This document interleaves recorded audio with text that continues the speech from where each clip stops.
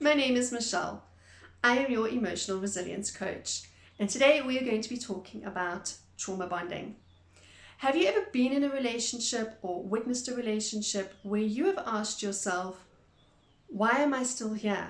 Or why do they keep going back? Or why won't they just leave already? So today I'm going to describe to you what a trauma bond is. Thank you for joining me. Please hit like, subscribe, hit the notifications button, and of course, share. So a trauma bond is actually a cocktail of chemicals that happen in your brain. So you enter a relationship and everything is good. Everything is amazing. There is so much love bombing. You are showered with gifts, you are showered with compliments and praises and promises, and you are told and led to believe that you have this incredible connection, that nobody gets you like they do and nobody gets them like you do. And your relationship is so unique and so special and so wonderful. And everything is just amazing, and you are a match made in heaven, and you just get praised and complimented continuously. All right. This could be a romantic relationship. This could be a friendship. This could be a family relationship. It could be literally anything. Okay. So what happens in your brain is, to begin with, your dopamine levels go off, and the dopamine is the reward center of the brain. So that part of your brain starts to light up. This is great. This is amazing. It feels wonderful, right? You're being praised all the time. Normally, guys, it happens really fast, and it happens really early in the relationship, and it's quite fast moving. And you think, this is just incredible. I found my person. This person gets me on all levels.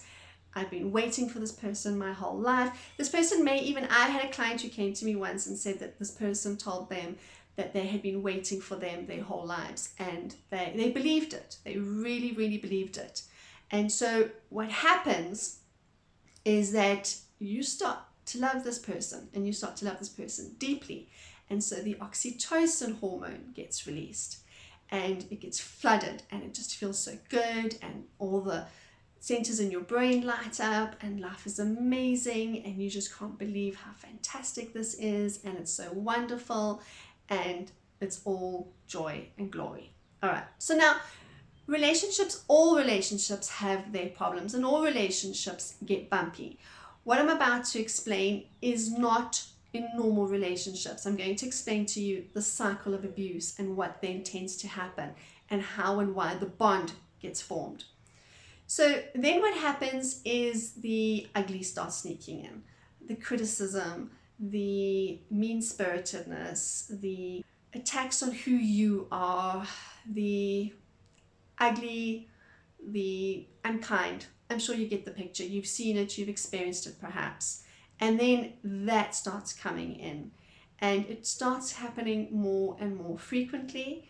And what happens is that the body then releases cortisol, which is the stress hormone. That's why I said you get this cocktail that is made, and things become hard and difficult, and perhaps you might even threaten to leave or end the relationship, or to have nothing to do with the person anymore. And then the love bombing will start again. Perhaps not as intensely as the first time around, but they promise you they love you so much. They just want the best for you. Nobody understands you. I'm doing it for your own good.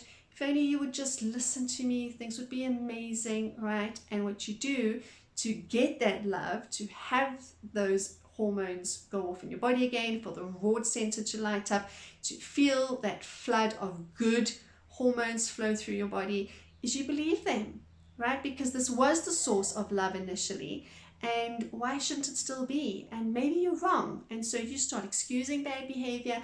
Perhaps I'm just overreacting. They're right. We are a match made in heaven. Everything is fantastic. It's amazing. All right, and it feels so good, so good, so good. And then the ugly starts again. That's why I said it becomes a cycle. And so what happens is that the body becomes addicted to these highs and lows that go off in your body all the time. This chemistry, or this thing that happens within you, right? Your body becomes hooked to to that emotion. If you were abused as a child, you probably already attached this sort of behavior to love.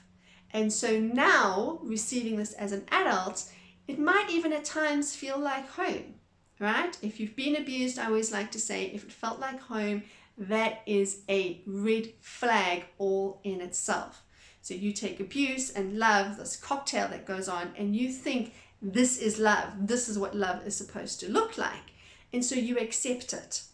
But unfortunately, what happens is the abuse side, the criticism side, the mean-spiritedness, the ugly, it just intensifies each time you go around this circle, okay?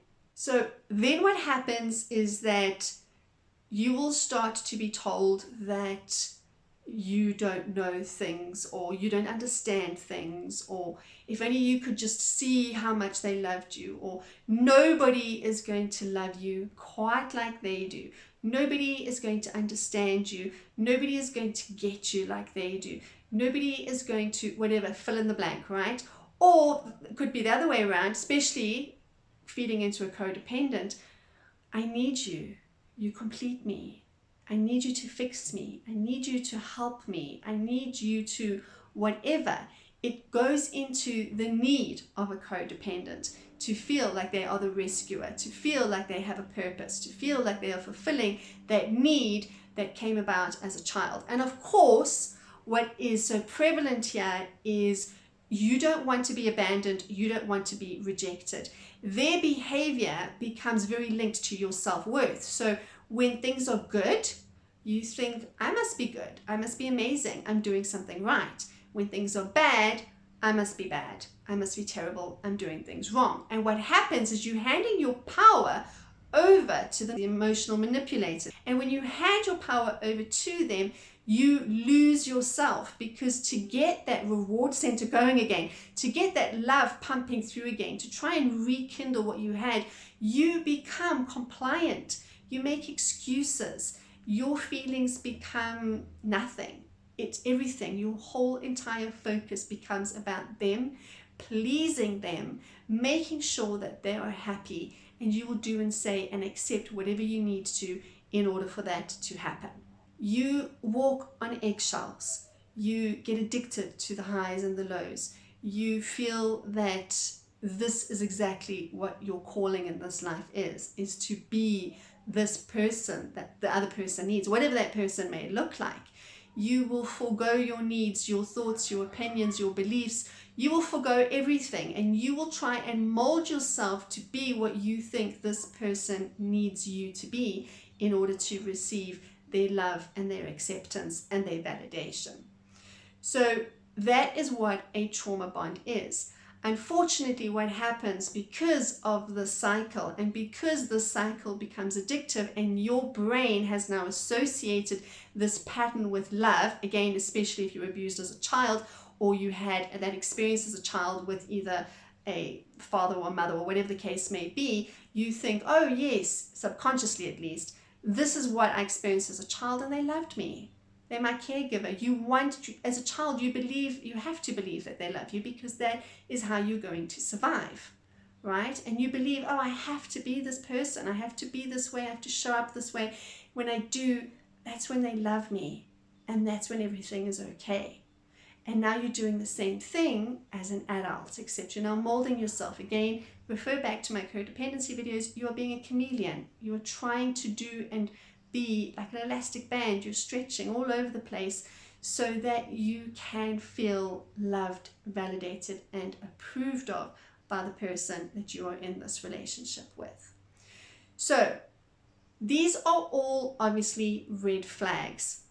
In the very beginning of a relationship, if a person comes on too hot, too strong, love bombing, intense love bombing, these emotions are very intense. So the love bombing side is incredibly intense, and it's real, and often in a romantic relationship, perhaps there's a little bit of angst tied into it. It is quite a strong feeling. And then what happens, though, the flip side is that when the abuse comes, when the criticism comes, when the ugly comes, it's also intense. All right, so these are very intense emotions that you are dealing with. Stick with me. In my next video, I am going to be chatting to you a little bit about how you can break these bonds, because unfortunately what happens is a trauma bond is still around even long after a relationship has ended. That's why it is so easy for that narcissist, that emotional manipulator, the abuser, to get you back.